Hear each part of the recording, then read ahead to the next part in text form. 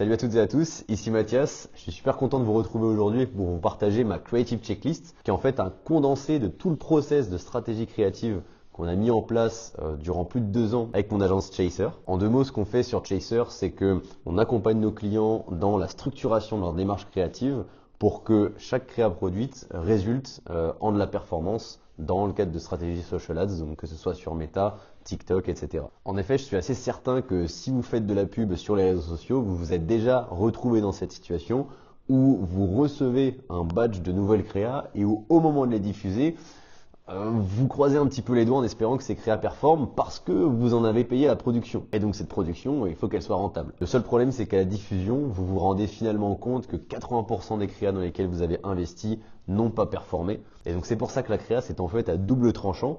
C'est à la fois un levier de scale extrêmement puissant en social ads et en même temps, ça peut vite se transformer en gouffre financier. Ce que je vous propose, c'est donc de vous partager cette fameuse checklist, ce plan d'action que vous aurez juste à suivre étape par étape pour faire de la créa un levier de scale et non un gouffre financier. C'est parti, on passe sur mon écran. En fait, cette checklist, elle est divisée en plusieurs parties. La première partie, c'est une partie dans laquelle on va aborder les sujets de stratégie créative. Donc, comment identifier les opportunités créatives qui s'offrent à vous et prioriser la production des créas dont la probabilité de succès est la plus élevée. La deuxième étape, c'est la production. C'est-à-dire qu'une fois qu'à l'issue de la phase 1 de stratégie créative, vous aboutissez à ce fameux plan de testing, c'est-à-dire la liste des créas que vous devez produire par ordre de priorité en fonction de leur performance potentielle, eh bien, vous allez passer une phase de production de créa. Donc, c'est ce qu'on va voir en détail. Et puis, le troisième et dernier point, c'est la diffusion. Donc, une fois que vous avez produit votre contenu, il faut pouvoir set up votre business manager, que ce soit sur Meta, TikTok ou Snapchat. C'est vrai qu'ici, on parle de Meta, mais le process dans sa globalité peut s'appliquer à toutes les régies publicitaires en social ads. Bref, il va falloir comprendre comment est-ce qu'on diffuse les créas de manière optimale pour soit en tirer un maximum de performance, soit en tirer un maximum d'apprentissage. C'est parti, je vous propose de rentrer dans la phase 1, la phase de stratégie créative. L'objectif, je le répète, identifier les opportunités créatives et prioriser la production des créas dont la probabilité de succès est la plus élevée. La première étape de cette phase 1 de stratégie créative, c'est de commencer par un audit créa. Donc vous allez vous connecter à votre business manager et vous allez analyser la performance de vos créas pour comprendre ce qui fonctionne déjà dans votre stratégie créative actuelle. Un creative audit, c'est assez simple. Moi, je le fais en 3 points. L'idée, c'est pas de faire quelque chose d'ultra exhaustif, mais plus de faire quelque chose qui va droit au but et qui vous permet de cerner rapidement quels sont vos créas top performers et pourquoi est-ce qu'elles performent mieux que les autres. C'est en fait l'objet des 2 premières étapes ici. Donc, identifier vos créas top performers. C'est assez simple. Moi, je rentre dans les campagnes et dans les adsets qui maximisent le spend média, donc sur lesquels vous avez le plus dépensé. Et je vais regarder dans l'onglet créa quels sont les créas qui ont minimisé le coût d'acquisition tout en maximisant le montant dépensé. C'est ça ma définition d'une top créa, une créa qui minimise le coût d'acquisition tout en maximisant le montant dépensé. Alors bien sûr, cette définition d'une top créa est à adapter en fonction de vos enjeux business et de votre business model, mais on va dire que cette définition est vraie pour peut-être 80 à 90% des annonceurs et des business models. La deuxième étape de l'audit créa, c'est de comprendre les implications créatives des top créas, c'est-à-dire qu'en fait, vous avez identifié vos créas top performers, c'est-à-dire qu'en fait, vous avez repéré des créas qui fonctionnent mieux que les autres. Là, l'objectif, ça va être d'émettre des hypothèses sur le pourquoi du comment ces créas ont mieux performé que les autres. Pour ça, moi, ma méthode, c'est de dire que chaque créa est en fait une suite de variables qu'il faut chercher à aligner pour qu'une créa performe. Il existe une multitude de variables qui composent une créa et donc je vous ai ici, dans la colonne détail, mis les 5 variables créatives qui ont le plus d'impact sur la performance de vos créas. Je les liste rapidement. La première variable la plus importante qui explique la perf de vos créas, ça va déjà être le format. Est-ce que parmi vos différentes top créas, vous voyez des similitudes dans les formats qui sont utilisés? Ce que j'entends par format, c'est est-ce que vos créas sont plutôt des statiques, des UGC, des motion, des tournages, etc. Il n'y a pas une réponse universelle. Vous pouvez avoir des top créas qui sont des statiques, vous pouvez avoir des top créas qui sont des UGC et autres. L'idée, c'est simplement de se dire, ok, est-ce que j'observe une tendance sur mon compte avec certains formats qui prédominent d'un point de vue performance. Une fois que vous avez fait ce point sur les similitudes en termes de format parmi vos top créa, en fait, il faut regarder les concepts créatifs. Donc pour chaque format, statique, UGC, motion, etc., vous allez avoir des concepts. Par exemple, sur les statiques, vous avez le concept Us versus Them que vous connaissez peut-être, vous avez le concept Note d'iPhone. Sur la partie UGC, vous avez, je sais pas, un concept unboxing, un concept testimonial, etc. L'idée, ça va être encore une fois de repérer les similitudes dans les concepts créatifs pour chacun des formats que vous avez identifiés. Troisième variable extrêmement importante, c'est l'angle marketing, c'est-à-dire l'association message-persona qui est poussée dans vos différentes créas. Encore une fois, le but, c'est de regarder donc vos différentes top créas et de repérer les similitudes dans leurs angles marketing. Quatrième variable, la structure des créas. Comment au sein des créas, l'angle marketing est-il amené? Sur une vidéo par exemple, vous savez qu'il y a plusieurs parties dans une vidéo. Il y a le hook, donc les 3 premières secondes. Il y a le body, donc le déroulement du storytelling de la créa. Et puis il y a le call to action. Quelles sont les différentes briques du hook, quelles sont les différentes briques du body, quelles sont les différentes briques du call to action? L'idée, c'est de regarder la créa plan par plan et de comprendre ce qui revient dans vos différents top créas. Pareillement, sur les statiques, la structure, ça va être la façon dont les différents éléments vont être positionnés. Enfin, cinquième variable et pas des moindres, c'est l'ad copy hook. Donc ce que j'entends par là, c'est que vous savez, lorsque vous uploadez une créa sur votre business manager, en fait, vous devez remplir un titre et une description notamment. Eh bien, l'ad copy hook, c'est en fait la première phrase de la description de votre créa, celle qui apparaît avant le bouton voir plus. Ça, c'est une variable qui a une importance dans la performance de la créa, puisque ici aujourd'hui je vous parle de comment est-ce qu'on crée le contenu que vous allez pousser en ads, mais en réalité sur une créa il y a aussi d'autres variables qui comptent, la miniature, le titre et notamment l'ad copy hook auquel je vous conseille d'apporter une attention particulière. Troisième étape, renseigner dans un document de reporting dédié toutes les conclusions que vous venez de faire. C'est pas suffisant de repérer vos créas top performers, d'en analyser les implications créatives et ensuite de garder ça dans un coin de votre tête. Il faut absolument que vous ayez un process pour que les résultats de vos créas et toutes les remarques créatives, toutes les hypothèses que vous faites soient consignées quelque part pour que à la fois n'importe qui dans votre entreprise, que ce soit vos collaborateurs présents ou futurs, puisse avoir en fait un backlog de toutes les idées créatives qui ont déjà été testées, de toutes les erreurs qui ont déjà été faites et de ce qui a déjà fonctionné. Et puis même pour vous, ça vous évite en fait de reproduire des erreurs créatives que vous auriez déjà effectuées et ça vous pousse à mettre le focus en priorité sur ce qui fonctionne déjà. Donc reporting, c'est la troisième et dernière étape du Creative Audit et c'est hyper important, il vous faut un document dédié. Pour conclure sur cette partie Creative Audit, je fais juste un petit tour d'horizon sur les différents outils que je vous conseille d'utiliser pour réaliser votre audit. Bien sûr, vous avez le Meta Business Manager directement, vous avez Motion App qui est un outil d'analyse de données.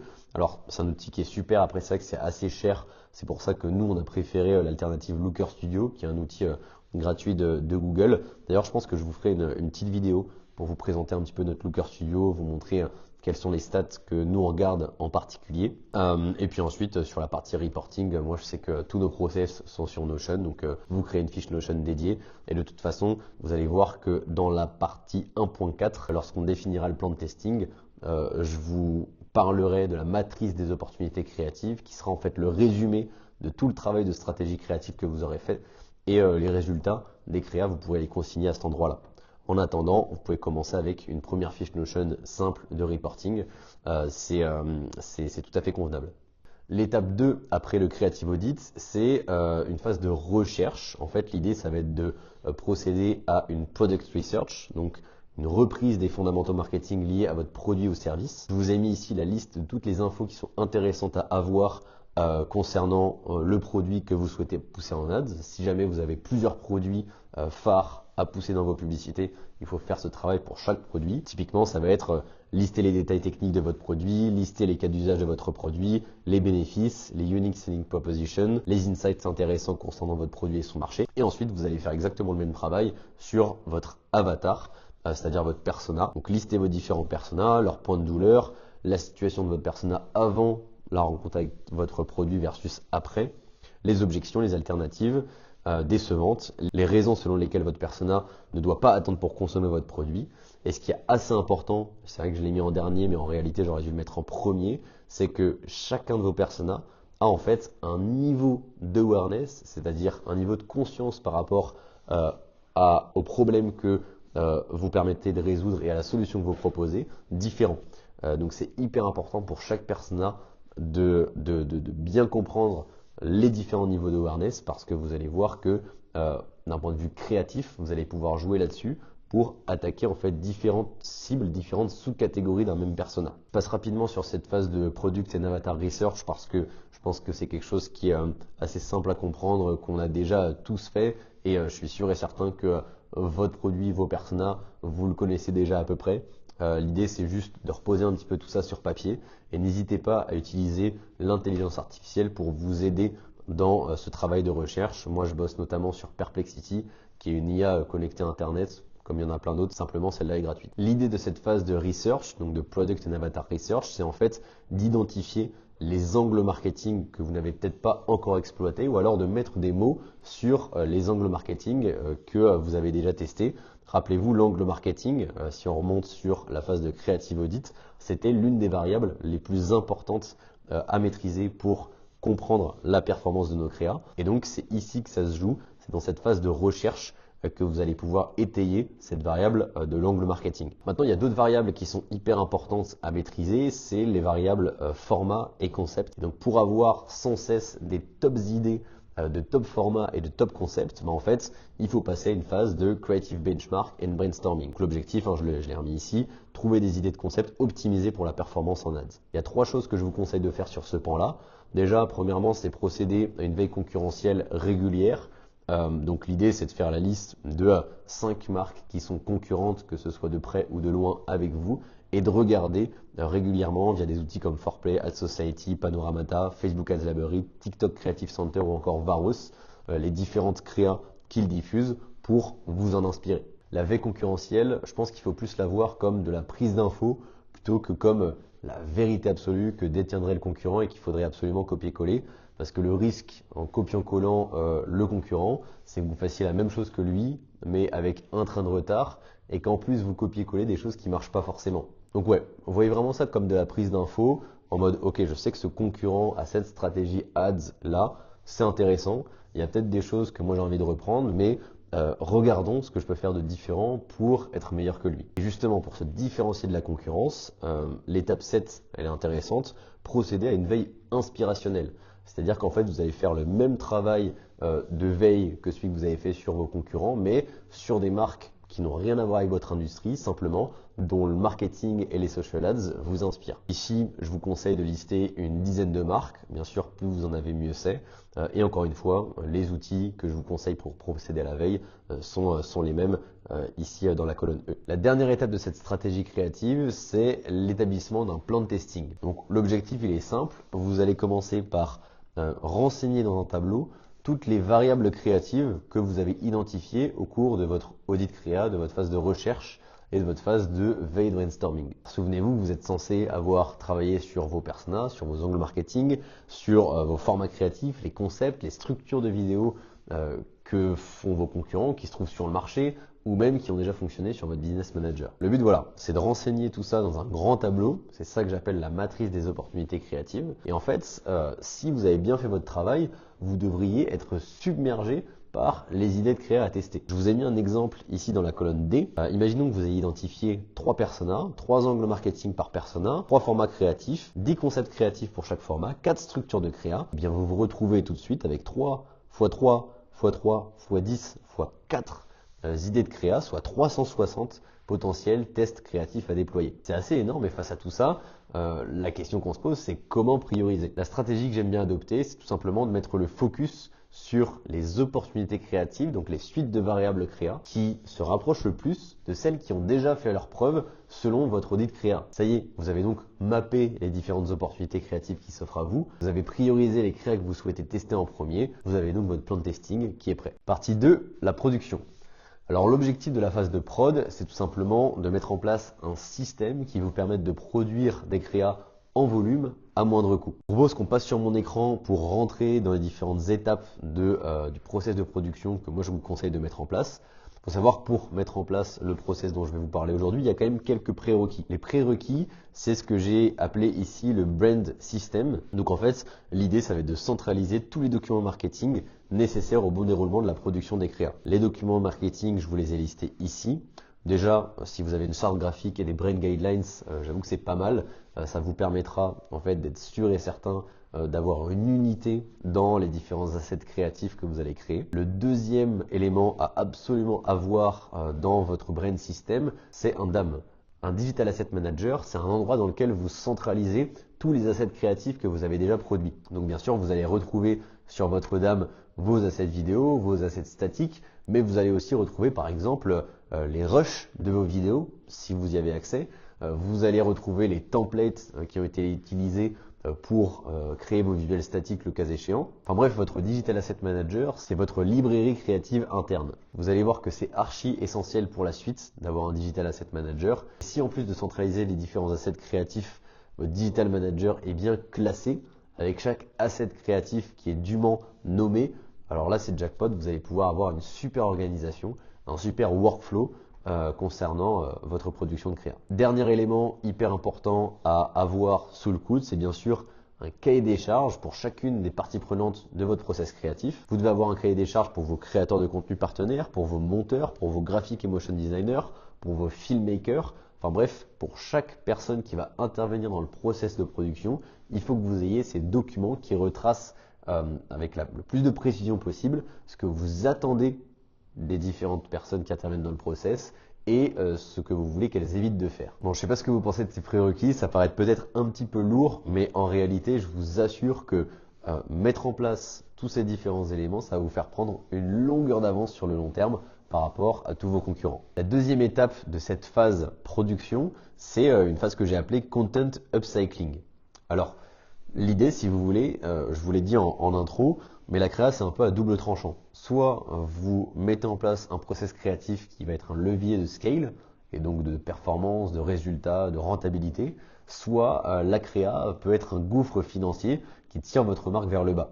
La raison pour laquelle la créa peut se transformer en gouffre financier, c'est parce que la plupart des marques, en fait, elles entendent partout qu'aujourd'hui, la performance sur les réseaux sociaux, ça se fait par la créa, qu'il faut donc tester beaucoup de créa. Et donc, les annonceurs s'enferment dans une course effrénée à la surproduction de créa qui ne s'arrête jamais. Le problème, c'est que quand tu payes des milliers, voire des dizaines de milliers d'euros pour des créas de manière récurrente et que tu as 20% de ces créas qui perfent, en fait, ton coût d'acquisition est dilué dans ce coût de production-là. Donc c'est pour ça que la première chose que je vous conseille de faire lorsqu'il s'agit de produire des créas, c'est tout simplement de produire des créas à partir des assets créatifs dont vous disposez déjà, plutôt que de chercher à toujours produire de nouveaux contenus. Là, je pense que vous commencez à comprendre le pourquoi du comment de mes prérequis. Quand je vous disais que c'était hyper important d'avoir un Digital Asset Manager à dispo, c'est pour ça. C'est parce qu'en fait, les marques les plus avancées, aujourd'hui, elles vont bien sûr produire régulièrement de nouveaux contenus, mais elles ont cette capacité à s'appuyer sur le contenu dont elles disposent déjà pour déployer de nouveaux tests créatifs. Maintenant, l'upcycling de contenu, c'est bien, mais encore faut-il avoir du contenu à upcycler. C'est pour ça que, selon moi, il faut trouver un juste équilibre entre faire des vagues de création de nouveaux contenus, que ce soit du contenu vidéo, du contenu statique, et entre ces différentes vagues de production, apprendre à upcycler son contenu pour tirer de nouveaux contenus qu'on a créés un maximum de valeur. Et donc pour créer de nouveaux contenus, notamment vidéo, voici comment est-ce que nous on fonctionne chez Chaser. Donc ici vous le voyez, c'est vrai que sur la partie vidéo, il y a plein de choses à faire. Le process est plutôt le même à chaque fois, qu'il s'agisse du GC, de CGC, de GC. Juste pour rappeler un petit peu la signification de chacun de ces acronymes. UGC, ça veut dire User Generated Content. À la base, au sens littéral du terme, ça veut dire que vous mettez face à la caméra vos clients, vos utilisateurs. CGC, c'est Creator Generated Content. Vous bossez avec des créateurs de contenu qui vont parler de votre marque à la caméra. EGC, ça veut dire Employee Generated Content. Vous mettez votre équipe au service de votre création de contenu, voire vous-même si vous êtes le founder de votre marque. Vous pouvez faire des vidéos founder. Enfin bref, j'ai regroupé un petit peu toutes ces typologies de contenu sous le sigle vidéo incarnée. Ce qu'il faut retenir, c'est que c'est en fait des vidéos qui ressemblent à ce que vous pouvez voir sur TikTok ou sur Insta. Pour réaliser ce genre de vidéo, plusieurs étapes. Premièrement, il faut sourcer vos créateurs de contenu partenaires. J'entends par créateurs de contenu les personnes qui vont passer à la caméra. Donc soit vous les avez déjà autour de vous parmi vos employés, vos clients ou vous-même, soit vous travaillez avec des créateurs de contenu que vous pouvez aller sourcer sur Yuji, Malt, Fiverr, ComeUp, Insta ou TikTok. Il est important de donner un brief le plus précis possible à ces créateurs de contenu. Donc en plus du cahier des charges que vous allez leur fournir, moi je vous conseille vraiment de rédiger des scripts et des storyboards concernant les vidéos que ces créateurs de contenu auront à tourner.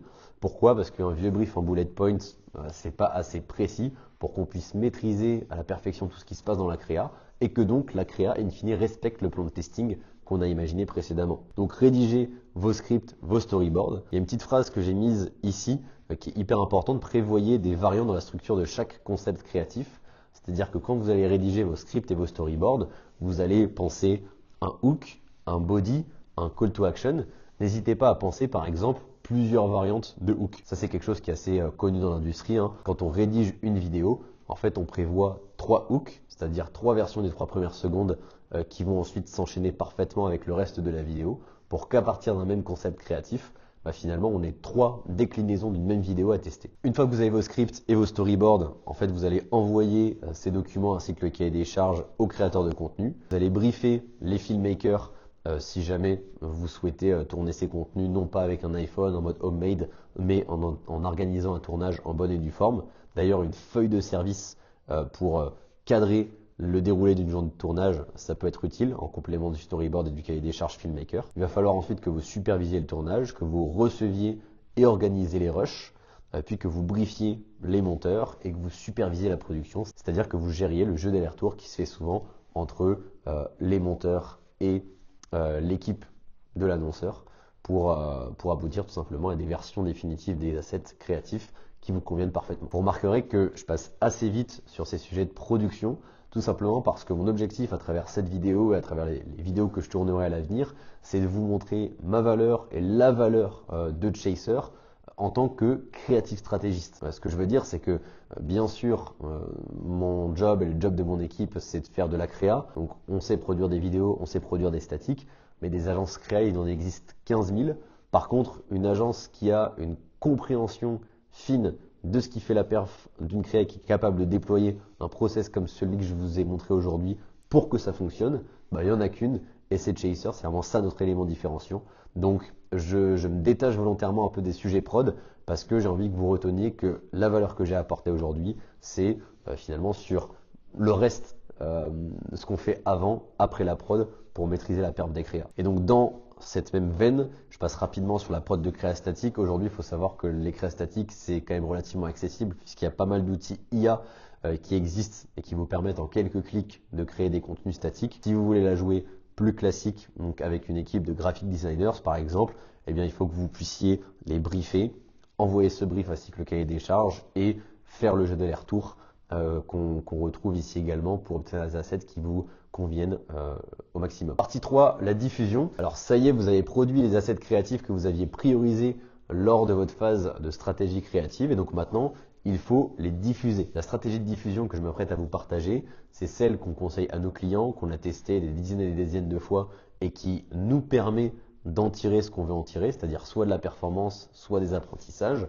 Mais je voulais juste vous dire qu'il existe une multitude d'autres façons de tester ces créas. Je ne suis pas en train de vous dire que ce que je vais vous présenter maintenant, c'est la vérité absolue. Je vous dis juste que c'est une façon de faire qui fonctionne, que je vous conseille clairement de tester. Mais après, il y a sûrement plein d'autres choses qui marchent, donc à vous de vous faire votre propre avis. La stratégie qu'on recommande toujours aux marques qu'on accompagne, c'est tout simplement celle de la campagne de creative testing. L'idée, c'est tout simplement de créer une campagne qui va être dédiée à la diffusion des nouvelles créas que vous venez juste de produire. L'intérêt, c'est de pouvoir avoir une certaine maîtrise des dépenses publicitaires qu'on va pouvoir faire sur ces nouvelles créas, parce que le risque de prendre vos nouvelles créas et de les uploader dans une campagne déjà existante, c'est tout simplement qu'elles ne dépensent pas et que vous ne puissiez avoir aucun retour de performance sur ces créas et aucun apprentissage à en tirer. Donc à partir du moment où vous êtes une marque qui est en construction créative, en fait, il faut selon moi que vous puissiez avoir une maîtrise sur la dépense publicitaire qui va être faite sur vos créas. Et plus vous allez progresser dans la maîtrise de ce qui fait la performance de vos créas, plus vous allez progresser dans la maîtrise d'un process de production qui va vous permettre de produire des créas à moindre coût, plus vous allez pouvoir laisser libre cours à l'algorithme. Mais pour être très franc, je connais vraiment très peu de marques qui sont assez calées en créa pour pouvoir se permettre de se séparer de cette campagne de creative testing qui me semble être un essentiel pour 97% des annonceurs qui diffusent sur le marché. Je vous ai mis dans la colonne D le détail de la structure de campagne que je vous recommande pour votre campagne de creative testing. Je pense d'ailleurs que j'en ferai une vidéo dédiée parce que c'est un gros sujet. En attendant, il y a un deuxième point sur lequel je voulais attirer l'attention concernant la mise en place de vos créas dans votre business manager, c'est la taxonomie de vos créas, c'est-à-dire le nom que vous allez leur donner dans le business manager. Écoutez-moi bien, s'il y a un élément que vous devez retenir de cette partie 3 diffusion, c'est ça, c'est la taxonomie. Il faut absolument que vous définissiez une façon universelle de nommer toutes vos créas, parce que ça va vous faciliter énormément votre travail d'analyse de données et de compréhension de ce qui a marché côté créa et de ce qui n'a pas marché. Je vous ai mis un petit exemple de nomenclature qui pourrait être la vôtre. Producteur, persona, angle, format, concept, variante, créateur, diffusion, landing page, stage. Donc l'idée par exemple ici, c'est de commencer par mettre sur toutes les créas le nom de l'entité qui a produit la créa. Est-ce que c'est Chaser par exemple? Est-ce que c'est de l'interne? Est-ce que c'est une autre agence? De mettre le persona que vous êtes en train de viser dans la créa, l'angle marketing, le format, le concept, la variante de la créa en question, le créateur de contenu qui apparaît s'il s'agit de vidéos incarnées, la stratégie de diffusion, est-ce que vous faites du waitlisting ou du dark posting? C'est des notions que je pourrais vous expliquer plus tard. Landing page, vers quelle page d'atterrissage vous renvoyez lorsqu'un utilisateur clique sur le call to action.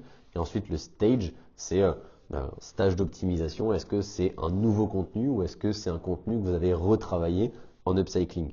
Bref, ça c'est un exemple de nomenclature qui est carré et qui est optimisé pour l'analyse de données et la bonne compréhension de ce qui fonctionne côté créa. Je vous donne un exemple tout bête, mais avec ce genre de nomenclature, eh bien, vous allez pouvoir faire remonter, que ce soit dans le Business Manager ou dans le Looker Studio, en fait, les top angles marketing, tout format confondu. Ça peut être hyper intéressant de savoir que ce soit sur les statiques, les vidéos, les motions ou les autres formats, quels sont les angles marketing qui semblent être le plus source de performance. Pareil, on peut très bien imaginer isoler, je sais pas, le producteur. Si vous bossez avec une agence créa, que vous faites des créas en interne et que vous voulez comparer les performances globales des deux entités, eh bien ça peut être intéressant de se dire ok, tout format confondu, tout concept confondu, quelle est l'entité qui semble générer le plus de performance dans les créas qu'elle produit. En fait, avoir une nomenclature carrée, ça va vous permettre d'avoir une vision de vos performances macro, là où ce que vous voyez sur le Business Manager et ce sur quoi les marques prêtent souvent leur attention, c'est l'analyse micro des créas. Ah tiens, je vois que dans telle campagne, tel ad set, il y a telle sous-variante d'une créa qui a bien fonctionné. Ah, ça veut dire que dans l'absolu, les créas comme ça fonctionnent. Non, en fait, ce qu'il faut, c'est arriver à prendre un petit peu de recul par rapport à cette analyse micro qu'on a tous l'habitude de faire pour regarder d'un point de vue macro, lorsqu'on fait la liste des variables qu'on a voulu tester côté créa, quelles sont celles qui semblent performer. Bref, vraiment la taxonomie, faites attention à ça, je vous assure que c'est un prérequis. J'ai même envie de vous dire, montrez-moi votre taxonomie, je vous dirai votre niveau en creative stratégie et en media buying. C'est d'ailleurs grâce à une taxonomie bien calibrée que vous allez pouvoir passer l'étape suivante, l'étape de cutting et scaling.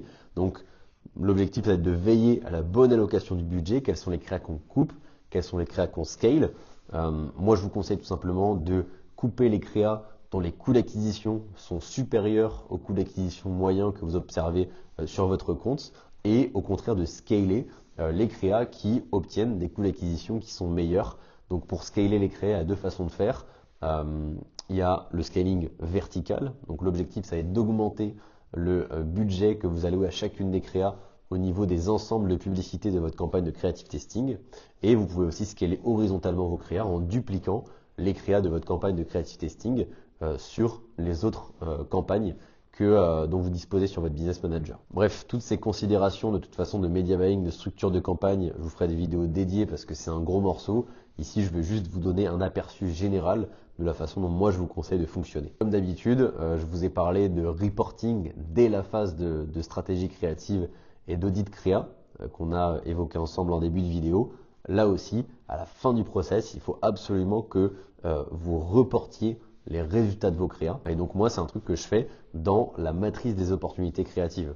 Souvenez-vous, à la fin de la phase de stratégie créative, on avait abouti à un espèce de grand tableau dans lequel on a renseigné toutes les opportunités créatives qui s'offraient à nous et ensuite on a priorisé ces différentes opportunités créatives en choisissant une dizaine qu'on voulait commencer par tester. Bien, l'idée c'est de retourner dans ce tableau, d'ajouter une colonne au tableau, une colonne qui pourrait s'appeler résultat ou performance et d'indiquer si oui ou non la créa qui a été testée a performé ou pas. Les intérêts d'une telle démarche, même s'ils paraissent logiques, je les ai réécrits ici. Affinez votre compréhension de ce qui fait la performance de vos créas, ne pas passer à côté d'apprentissage à réexploiter, ne pas reproduire des tests inefficaces et ne pas entrer dans une dynamique de course aux tests non maîtrisés. Voilà un petit peu l'idée du process créa qu'on a mis en place dans le cadre de Chaser et qu'on déploie aux côtés de nos clients. L'idée, si vous voulez, de ce process, je l'ai mis ici, c'est qu'en fait c'est une boucle. Une fois que vous avez donc effectué votre stratégie créative, produit vos créas, que vous les avez diffusés, que vous en avez tiré soit de la performance et donc un scaling, soit de l'apprentissage, en fait vous recommencez le process. Ici j'ai mis au point numéro 10 où en fait parmi la matrice des opportunités créatives, en fait imaginons comme dans l'exemple que j'avais cité, vous avez 360 idées de créa à tester, vous les testez 5 par 5, 10 par 10, 20 par 20 en fonction de votre budget créa et de votre budget de testing. Et vous faites une boucle comme ça, où en fait vous définissez les créas que vous souhaitez tester, vous les produisez, vous les testez, vous regardez ce qui a fonctionné. En fonction des résultats que vous avez obtenus, eh bien, vous définissez les nouvelles priorités créatives et ainsi de suite. Et puis ce qui est intéressant aussi, bien sûr, c'est de faire un travail constant de creative audit et de brainstorming pour que la matrice des opportunités créatives, vous puissiez aussi la faire évoluer.